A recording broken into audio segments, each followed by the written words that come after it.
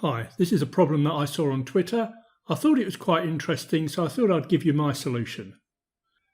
Okay, let's start with the obvious. This is 90 degrees because this is, and that makes this 60 degrees. Now the way I approached this, I looked at all the turns you make going around this hexagon. So starting here, we come along here and we turn 60 degrees. We then carry on down here and turn another 90 degrees. If we continue along here, we turn here, we turn here, we turn here, and we turn here.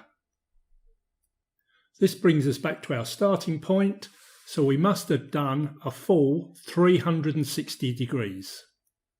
Now we know two of the turns, one is 60 and one is 90, so we can write these here, 60 degrees and 90 degrees. That's a total of 150 degrees. That gives us a remainder of 210 degrees. That means that these four angles, which are identical, must add up to 210 degrees. Therefore, each one is 210 divided by 4, which is 52.5 degrees.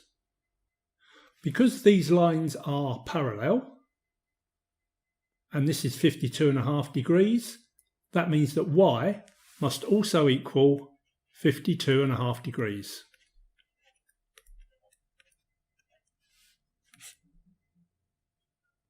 If anyone else did it that way, I'd be interested to know. Okay, that's it for now. I occasionally post solutions to problems I see on Twitter, so if that's of interest to you, why not consider following me? See you next time.